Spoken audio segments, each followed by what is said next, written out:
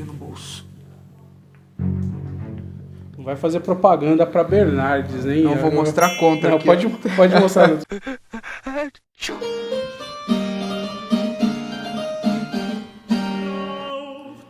Caros amigos do Mundo do Rapé, estamos aqui mais uma vez na família Pipe, essa tabacaria que virou agora também cafeteria e une esses dois gostos incríveis que é café e tabaco. Estou aqui com o Vinícius da Snuff Brasil, quem não conhece, siga a página da Snuff Brasil no Instagram, no Facebook também, uma página de conteúdos.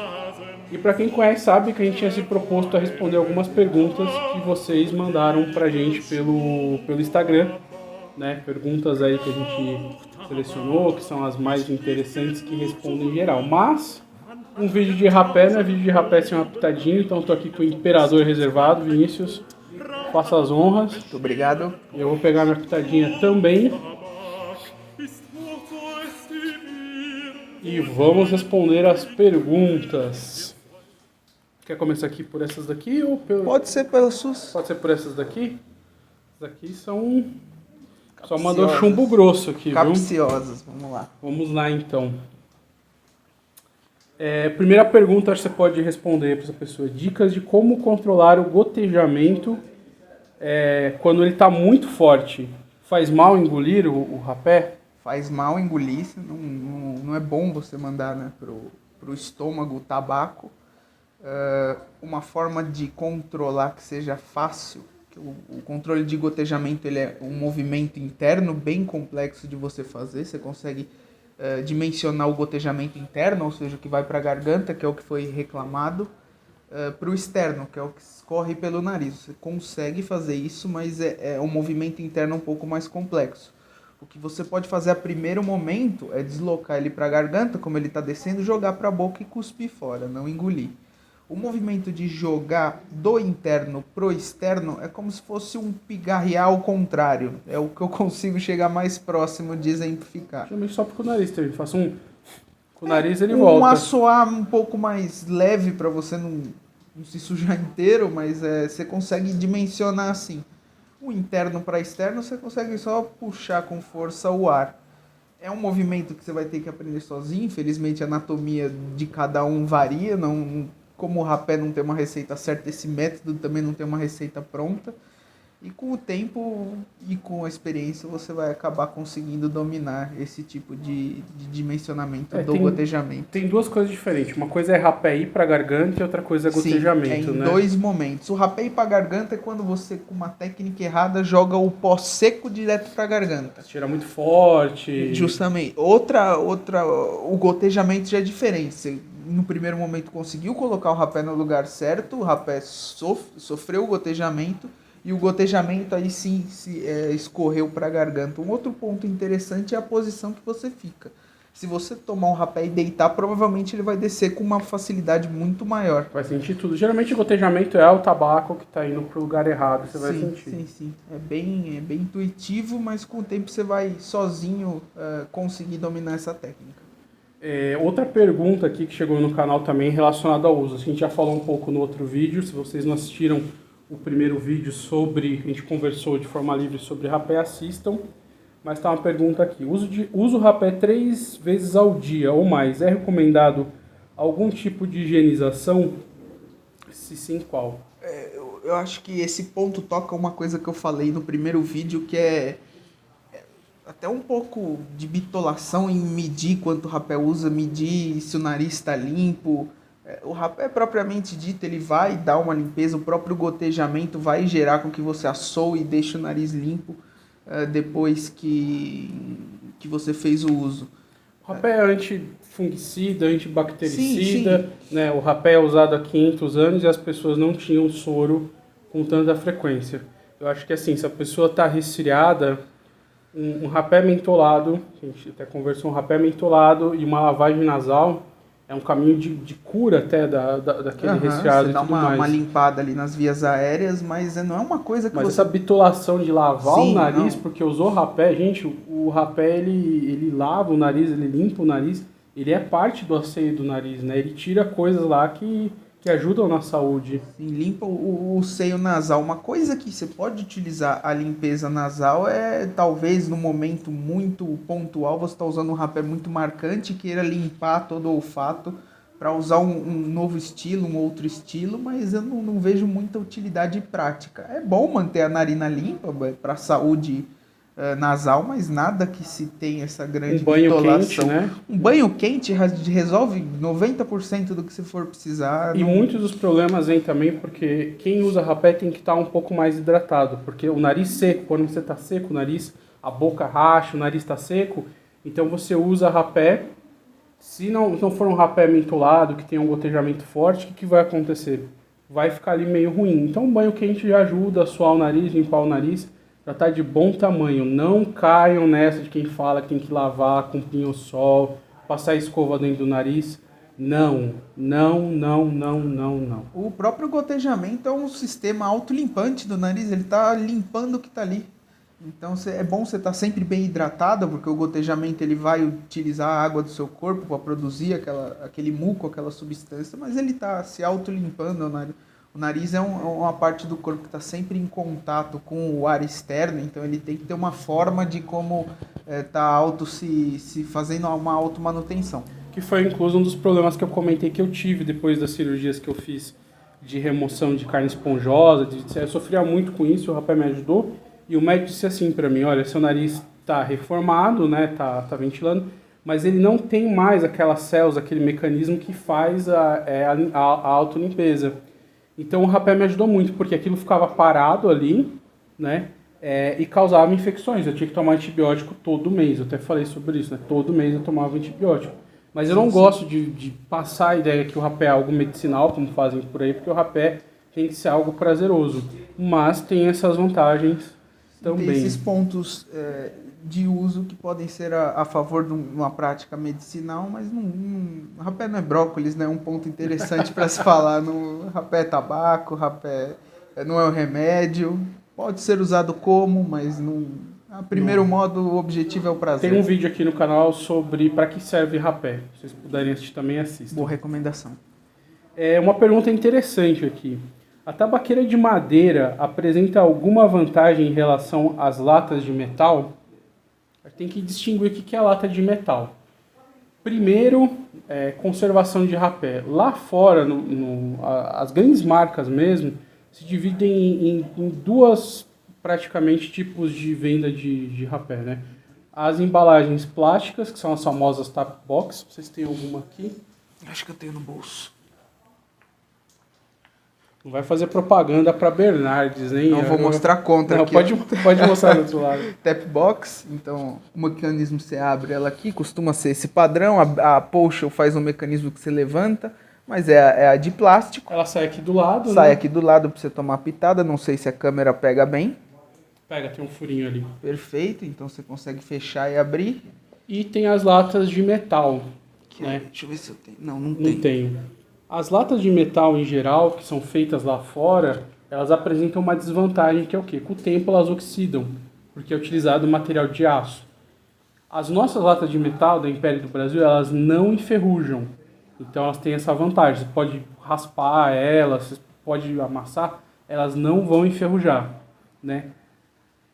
De lata praticamente são essas escolas. O rapé, ele precisa, como todo tabaco, o tabaco não se dá bem com a luz. Seja tabaco para cachimbo, seja qualquer forma de tabaco que for. Porque isso pode avançar alguns processos devido ao contato com a luz, porque o tabaco é uma planta, tem várias questões envolvidas de fermentação, de liberação de açúcares. E a gente lembra que a luz reage muito com matéria orgânica. Então, vidro, coisas transparentes não são a melhor forma de se armazenar tabaco. Em relação às tabaqueiras, quando nós formos às caixinhas de rapé, vou até colocar algumas imagens para ilustrar, nós temos as de madeira, né, que são utilizadas, nós temos chifre, aquelas que são feitas geralmente com chifre de animais, ou até de boi, que eram muito comuns no Brasil, e temos as que vão para o lado metal, que são as revestidas com ouro, estanho, prata. Tem papel machê também. Papel machê. Então essas madeira, chifre, papel machê, elas não costumam reagir com o tabaco, com o rapé. Agora, algumas de metal, no sentido de tabaqueira, dessas de prata, reagem sim. A prata, principalmente, é a que eu mais percebo reação. Se ela não tem aquela camada de ouro dentro, dá um tom metálico forte mesmo. O rapé fica com um gosto metálico, sim. Ela reage. Madeira, dependendo da madeira, também dá um aroma particular. Essa da Império do Brasil, eu não senti aroma nenhum passar pro rapé. Eu achei ela bem inerte. Assim. Metal, que eu vi que não passa de jeito nenhum, mas a vedação não é tão boa, são as de estanho. Eu não tenho nenhuma de estanho. Acho que você tem aquela tem uma bacana. Inglesa de estanho. Aquela é bem bacana. Também. Com o tema de caça, não é? Tem uma cena inglesa. Ela não veda tão bem, mas ela não passa nenhum gosto. Então essa questão do metal, você tem que ver o que você vai conservar, o tipo de rapé, né, que passa aí, mas tem sim uma alteração pequena, mas tem. Eu acho que no aspecto geral a tabaqueira é algo mais momentâneo, não para você guardar um rapé e estocar, é uma coisa para você usar no dia o que você colocou na tabaqueira. Períodos tem um texto lá sobre rodízio de rapé. Sim, uso de rapé dentro de tabaqueiras, uma forma lógica de você usar isso. O que você tem que ter em mente também vai no sentido do armazenar rapé, hermético e pouca luz. Geralmente tabaqueiras, principalmente as antigas, pode ser que ela não seja muito hermética. E isso deixa um rapé por elas vão deformando também, quando a gente compra antiga, elas já estão batidas. E tem muita gente que compra essa da Império do Brasil, acho que se lotar bastante, cabe umas 8 gramas, dependendo do rapé. Cabe. Mas, se você colocar 5 gramas de rapé, é um rodízio legal. Quem compra lata de 30, usa 5 aí dentro, acaba, põe mais. A lata fecha muito bem, a lata grande, né? Tem aquela membrana, não passa ar ali. Ou as pequenas, você põe uma quantidade e você carrega também. Mas, em geral, o rolo das tabaqueiras depende muito do metal. Incluso eu ganhei um rapé do Vinícius, que é o Elmus Reserve. Eu tirei, coloquei num potinho de plástico, porque já estava enferrujando. Aquela lata da Samuel. Perdi rapé já também, o SP número 1. Principalmente por ser cítrico, né? Ele tende a enferrujar os metais mais fáceis. Fez tipo uma teia de aranha dentro de ferrugem. Se cheirar aquilo, vai o pó do ferro junto e faz Não mal. é bom armazenar nessas latas que enferrujam. Geralmente as latas que você compra lá fora, elas tendem a enferrujar. Que eu conheço a da Império e a da Tolk, sem fazer propaganda, elas Tolk, verdade. A Tolk acho que é a única lá fora que faz. Desse estilo. Uma pergunta agora, uma bomba atômica. Vixe, lá vem. Que eu acho que você vai saber responder bem. O rapé indígena é diferente dos rapés tradicionais que são vendidos por você? Sim, completamente. Tanto em propósito quanto em característica física. Até porque a gente discutia aqui com algumas pessoas que conhecem rapé indígena, que a gente não sabe se esse rapé que é vendido como indígena é de fato rapé indígena. A gente voltar lá, o que é voltar em 1500, né? A gente tinha várias etnias no Brasil de índios, acho que eu contei 20 e poucas etnias de índios no Brasil. Cada uma devia ter sua cultura do rapé e como isso era feito. A gente não sabe como era cada uma. O que tem hoje é um rapé seco, né? Seco, extremamente alcalino, feito não para gerar prazer, gerar uma degustação, é uma coisa ritualística, momentânea, específica, medicinal da cultura deles, enquanto o rapé recreativo, talvez europeu, clássico, uma melhor ainda denominação, é algo prazeroso, como degustar um charuto, degustar um fornilho de cachimbo. Então não se misturam, são coisas que têm propósitos diferentes. Exatamente. E a formulação também é completamente diferente. É mais torrado para ter esse pH alto. Sim, a gente fala do pH, a gente falou, o pessoal vai ficar bravo, a gente falou que não dá para saber pH de pó. Mas tem estudos laboratórios sérios com alguns tipos de rapé indígena que mostram que o pH ali está em 12. Então, se não me engano, a soda cáustica, acho que é soda cáustica, tem um pH 14. Então dá para ter uma ideia. É bem alcalino, é uma coisa. E os rapés tradicionais desses de latinha aqui, tabaco, tem um pH 5. A mucosa narina, se vocês pesquisarem, vão achar aí também pH 4. Isso é muito tato, foi o que a gente falou, não tem como medir pH de coisa sólida no seu laboratório, por causa de N questões que também a gente falou no vídeo anterior. Aqui, ó, tem mais uma pergunta interessante aqui. A boca para tomar rapé finos e deixar os esmaltes respirar foram de grande valia. A abertura da boca? Essa questão da boca, que eu já falei assim, você põe um rapé aqui, né, na mão, na pitada, fazendo a pitada aqui. Certo. E você não puxa com o nariz, um rapé muito fino, tipo um SP. Você não faz... Você puxa pela boca? Você só abre a boca e você abre um pouco aqui o indicador. E tem um método gutural, que é parecido com esse daí, mas você puxa o ar só com a... Sim. São métodos. O gutural, principalmente, é chatinho de aprender, é uma coisa mais delicada.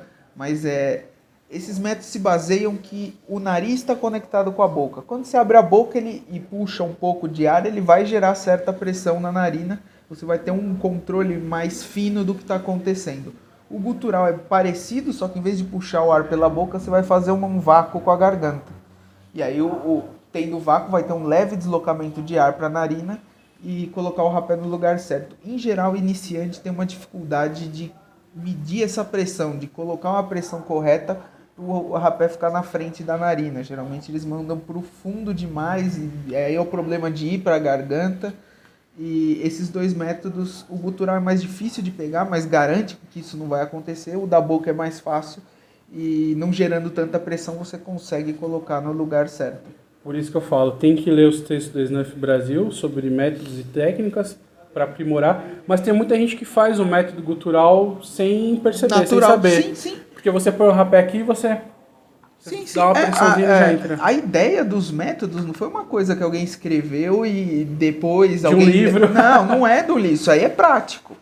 Isso são métodos práticos que foram usados ao longo do tempo, não fui eu que inventei, muito menos o Fernando. É uma coisa que se usa há muito tempo, empírica, de pessoas que usavam rapé e desenvolveram esses métodos eles próprios, e você pode desenvolver o seu método que funcione melhor para você. O objetivo é colocar... ser prazeroso. Ser prazeroso, colocar o rapé no lugar certo e... Tem até uma pergunta aqui que eu vou emendar, que ele fala sobre pouco como adequar cada técnica ao estilo de rapé. Aí a questão de estilo de rapé que a gente falou, porque tem rapé inglês que é úmido também, então assim, vamos deixar isso bem claro. A gente não pode criar esses estigmas, apesar de ser didático falar dessa forma. Eu acho que aqui é bom falar textura de rapé. Texturas seria mais úmidas, acho que você conhece um rapé mais denso, com uma textura mais úmida, um rapé... Vou colocar, a grosso modo aqui, um rapé mais pesadão, alguma coisa mais densa, mais dura de se puxar para a narina, não no sentido de dor ou alguma coisa assim, uma coisa de densidade mesmo. E um rapé mais fino, mais leve, mais pulverizante também, colocando em termos mais fáceis. Os métodos, se você dominar bem o método, você consegue usar qualquer forma de rapé com ele. A questão tem alguns métodos que você tem uma facilidade de implementar em determinado tipo de rapé. A exemplo, um rapé denso, vamos dar um exemplo de um Schmausler alemão que se compacta muito fácil, é um rapé pesado. Se você der uma pinçada e pinçar com certa força, ele vai criar um bloco. E isso vai ser ruim de colocar na narina, não vai ter facilidade se você não souber dissolver ou não souber dar a pressão correta. É possível dar a pitada com o rapé alemão? É possível. Agora, para rapé inglês é diferente, ele não vai se compactar tão fácil na pitada. Tô com um rapé alemão aqui que eu peguei, que é o Fichteneder, e ele é extremamente seco, claro, né? E no boxcar, assim, ele é quase um rapé inglês, assim, você vendo, né? Sim. E é um rapé alemão. Justamente, essa caracterização foi... É bom ver o vídeo anterior, que a gente explica melhor, mas o método, ele vai estar mais atrelado à questão da textura do rapé. Se o rapé for muito pesado, como eu falei, numa pinçada ele vai criar um bloco, é mais fácil, você consegue usar pinçada, mas é mais fácil, mais comum e até cultural. Você vê na Alemanha se usa muito com rapés pesados o boxcar ou a tabaqueira anatômica. Um rapé mais fino, vamos falar do inglês que a gente estava falando de uma forma mais didática, a pinçada. Dominando o método você consegue usar qualquer rapé com qualquer... dominando o método você consegue usar qualquer rapé com qualquer método, mas isso não determina se você vai ter que ter um método específico para cada tipo de rapé. Eu pego a pinçada dos mais densos, mas eu não fecho no dedo, então eu coloco você manipula bem a pressão. Exatamente, dele. Fica a mesma coisa. Gordo não tem tabaqueira anatômica. Justamente, não né? forma. Não forma, tem um negócio de gordura aqui que não deixa ficar a tabaqueira anatômica. Legal, Vinícius. Uma pergunta aqui que eu vou deixar para você responder. Essa nova onda de rapés, Vocês acham que vai emplacar? Essa é uma pergunta boa que a gente consegue responder olhando um lugar que talvez esteja alguns anos evoluído não, alguns anos de distância do que a gente tem no Brasil, um mercado mais maduro. Na Europa você tem uma crescente sim pelo rapé, você tem um desvencilho da parte do fumo, por não poder fumar em lugar fechado, por ter uma pressão antitabagista, então tem muita gente migrando para o rapé. Algumas marcas fazem do slogan uma adequação ao uso do rapé, então vou voltar no exemplo da Toke, que é o Don't Smoke Snuff Toke, que faz a alegação, de vez de você fumar, você pega a sua dose de nicotina ali através do rapé. No Brasil, a gente vê nos últimos 2, 3 anos uma crescente do rapé. Não acredito que vai ser como na Alemanha, que o uso é bem mais comum, mas eu acredito sim que é um método de tabaco que pode crescer pelos seus pontos positivos e seus pontos positivos. Produções sérias de tabaco, de rapé, e tem que estar com o lastro na tradição na fabricação. Que rapé não é misturar suquinho Tang com rapé, não é botar em risco a questão, porque rapé é tradição, não adianta. Você pode fazer um rapé de bacon, mas ele tem que ter lastro na tradição, né? Seja o tabaco que for, tem que estar na tradição. Por isso que a gente pega muita coisa lá de fora. Um ponto interessante que a gente pode... Falou no outro vídeo, né, sobre isso. Um ponto interessante que a gente pode colocar, que acho que generaliza muito essa, talvez, polêmica, a gente está falando de rapé. Rapé. Para você ter um produto denominado rapé, você tem que ter um processo de rapé. Você não vai ter tabaco aromatizado moído. A gente está falando de rapé. Então, você tem uma história por trás, você tem uma motivação por trás para produzir aquele produto final. Então, tudo que a gente está falando aqui é associado ao rapé. Incluso até quando a gente fala sobre rapé, vem pessoas de fora que usam rapé indígena, que usam rapé de latim, e falam assim, poxa, isso que vocês estão falando, eu tentei usar, tentei fazer e não serve. Por quê? Porque nós falamos sempre sobre esse tipo de rapé clássico. Os estudos que nós falamos sobre câncer é sobre esse tipo de rapé clássico. O que passa daí a gente não consegue responder, porque não está nessa literatura, não está nessa tradição que a gente tem esse laço para desenvolver. Vou emendar... Quer falar mais uma coisa? Não. Vou emendar outra pergunta aqui também. Fumo cachimbo e sinto falta de nicotina no rapé. Existe rapé forte para fumantes? Eu não sei que rapé que você já utilizou, não sei que rapé que você está utilizando. Geralmente, a grande diferencial em relação ao fumo do rapé é que você consegue dosar essa nicotina pela quantidade de rapé que você aspira. Então, se você aspira muito rapé, vai ter muita nicotina. Além dessa questão, tem rapés que tem mais nicotina pelo processo de fermentação, fabricação.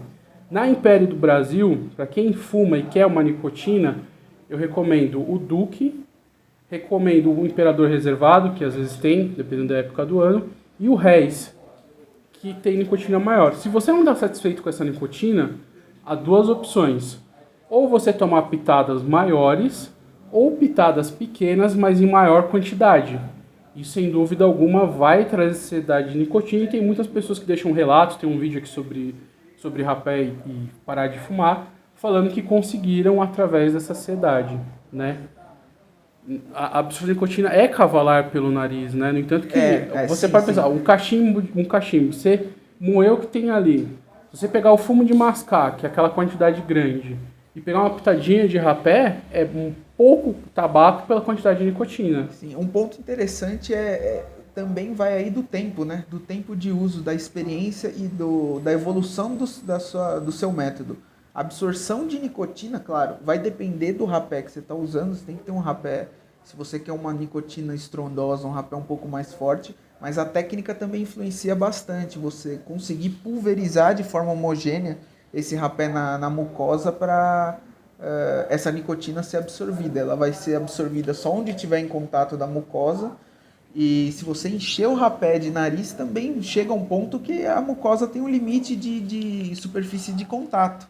Então você tem que aproveitar o máximo possível dessa superfície de contato, ter um rapé forte bem aderido e assim você vai ter um aumento considerável da absorção de Geralmente nicotina. você assoa, usa de novo, usa de Sim. novo. O que acontece? A mucosa do nariz, ela tá aqui, né? Ela tem uma área que é uma área redonda ali dentro.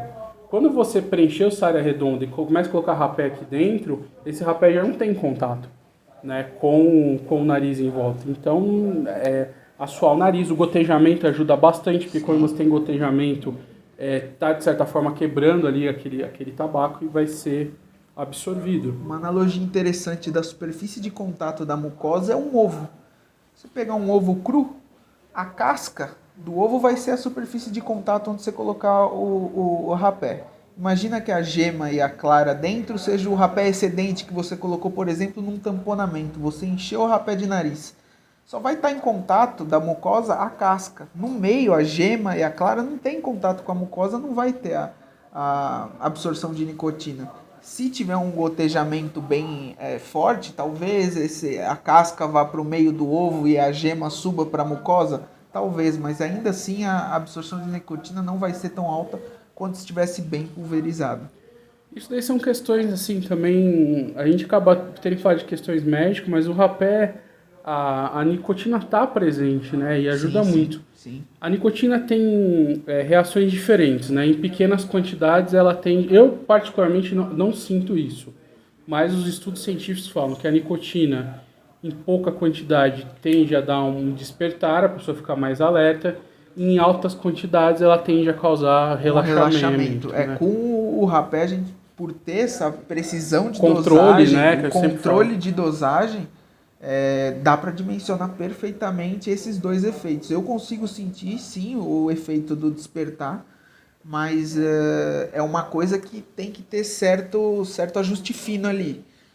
Se passar muito, você já sente o efeito parecido com o do cachimbo, um relaxamento, uma tranquilidade. E aí a barreira para ter o nick-kick, que é quando você tem muita nicotina e passar mal e etc., também é uma barreira meia tênue ali, né? É uma questão de experiência mesmo, de você se conhecer para ver onde é o limite. Se passou um pouquinho, você sente o nick-kick logo de cara. Então quem vai começar a usar um rapé, estômago cheio, café da manhã, não vai tomar rapé já em jejum, porque tudo sem se hidratar, tá com o corpo muito seco, isso também favorece a absorção de nicotina alta e você pode passar mal. Se não tiver contato com o tabaco, com a nicotina, não conhecer o efeito dela no corpo, come bem, tira um tempo, às vezes não faz na correria, tira um tempo ali seu para você sentir o efeito que ela vai causar no corpo, toma água, tem uma água ali do lado, vai com calma que vai ser uma experiência boa.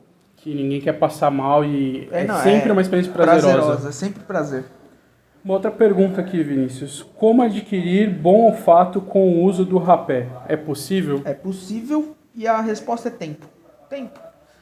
Alguns estudos, algumas pessoas falam não, que o rapé vai corroer a mucosa. Não, isso aí não existe, isso aí. Você vai achar um monte de coisa dessa na internet, de gente que não pesquisou o mínimo e tá falando certa informação duvidosa que não passa clareza para quem tá escutando. Sim, o rapé pode ser usado para melhorar o olfato. Até da biblioteca, né, dos rapés, que você vai e volta, cheira. Às vezes um rapé que você não gostou de primeira, você passa um tempo... E é muito comum isso acontecer, de você revisitar rapés que você não gostou no começo, isso é maturidade de olfato, você volta e vai entender o porquê aquele rapé é assim.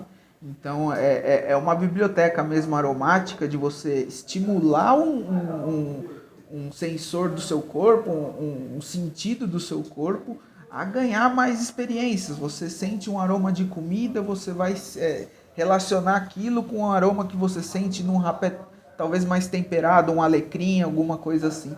Então, quanto mais aromas você conhecer, mais rapés você conhecer, maior será a sua biblioteca.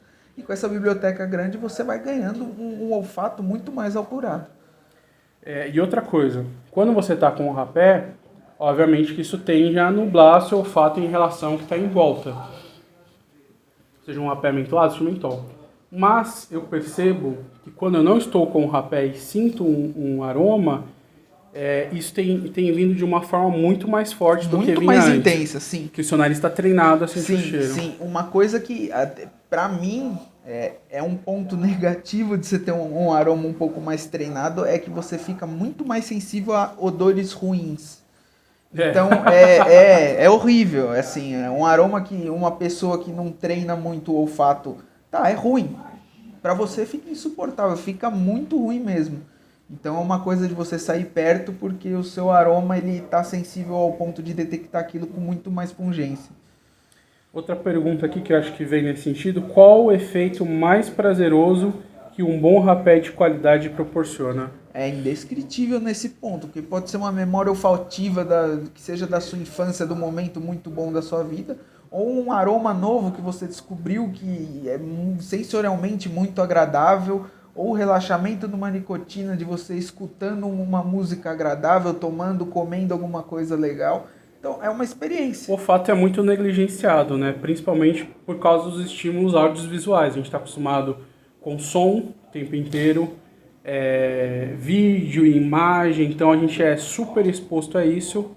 E aquela coisa das pessoas que têm deficiência visual, que são cegas, né? Quando elas perdem a visão, o olfato fica muito mais apurado. Audição, né? Audição, o tato, então... e assim vice-versa. O rapé consegue proporcionar isso Sim. né? Não precisa passar por essas experiências, mas você vai ficar com o olfato mais e mais apurado, né? Sim. Querendo ou não, você está estimulando um sentido do seu corpo de uma forma, de um momento onde o tempo era mais lento. Eu fiz um texto interessante sobre isso, que o Fernando tocou na experiência audiovisual, hoje muito presente. Você tem no bolso um celular, você fica pregado naquilo. E o rapé te leva num tempo onde não existia tanto estímulo rápido sensorial. É uma coisa mais pacífica, uma coisa que requer um pouco mais de paciência, de tempo, para você conseguir absorver aquela informação de uma forma mais completa. A gente não tem muita cultura do perfume, talvez, né? Mas estava em moda um tempo atrás, perfumes caríssimos, perfume da Ferrari, não sei, que tinha 300, 500 reais um vidro de perfume. Mas o rapé passa um pouco por isso. Porque é um perfume que é seu, você vai sentir o aroma, ninguém mais vai sentir. O rapé, querendo ou não, está muito ligado à perfumaria, é uma herança francesa que a gente consegue datar, mas ele está intimamente ligado com a perfumaria, seja de qual forma e qual método for. E hoje em dia você tem o mundo da perfumaria um pouco mais comercial, digamos assim, então você não tem as grandes misturas, as grandes fragrâncias que se tinham antigamente perdurando com as novas leis, que musgo de carvalho hoje em dia não se pode usar num bom perfume, e o rapé ele resgata de certa forma essa herança do tradicionalismo da perfumaria, desse contexto mais abrangente de um tempo que foi esquecido. Como e onde me informar e estudar sobre rapés? Então aqui já fica a primeira dica, a página Snuff Brasil. Quem gosta de rapé tem que seguir a página do Vinícius, tem vários textos, coisas traduzidas, coisas novas, textos interessantes. Nós falamos um pouco sobre isso, as pessoas não dão valor a quem produz conteúdo hoje em dia sobre isso. E agradeço muito ao Vinícius por fazer isso, porque não é profissional, não ganha dinheiro para isso. Pelo contrário, dedica tempo, perde tempo fazendo isso. Não fiquem só nas imagens, leiam os textos, não precisa ler todos de uma vez, mas sempre tira um tempo para estudar. Na época, antigamente, tinha Facebook sobre cachimbo, a gente lia, estudava. Hoje em dia, infelizmente, tudo é muito rápido, né? A informação é 2, 3 minutos, rios de 1 minuto, então façam esse trabalho. Mas você pode falar um pouco melhor das coisas lá fora. É um pouco difícil, lá fora você vai encontrar coisa muito fora, ou é muito antiga, ou é livro um pouco caro e vai estar em alemão, francês, é um trabalho difícil de encontrar. Tem valor para quem faz isso, né? O conteúdo. No site da Império do Brasil também agora, quando você entra lá, tem uma parte de conteúdo. Além dos destaques do Instagram, tem uma parte de conteúdo lá legal. Sim, até o próprio Instagram do Fernando tem um conteúdo muito bom, mas é difícil, assim, não é um material que você encontra com facilidade, você precisa investir tempo, caçar fonte, tem muita coisa distorcida, informação fácil geralmente está distorcida. E esse é um problema do Brasil, né? As pessoas não querem ter esse lastro na tradição, criam informações falsas para adequar o que é rapé. Então, meu rapé é feito com capim junto. Então, não, o rapé sempre foi feito com capim. O vidro do meu rapé é plástico. Então, o plástico é o melhor vidro. O vidro do meu rapé é não sei o que lá. Então, é melhor. Ah, meu rapé tá...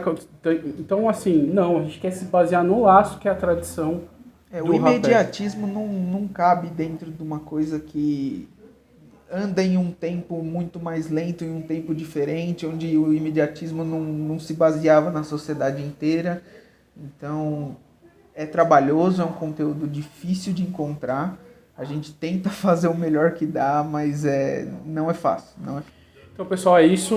Agradeço o Vinícius pelas respostas. Nós vamos ter uma segunda parte desse vídeo que não deu para responder todas as perguntas desse vídeo. O bate-papo tá bem legal. Então, se inscreva no nosso canal, dá uma olhada lá na página da Snuff Brasil.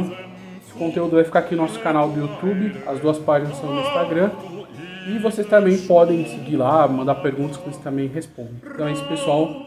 Um forte abraço para vocês. E não percam a segunda parte desse vídeo respondendo perguntas para vocês. Até mais. Tchau, tchau.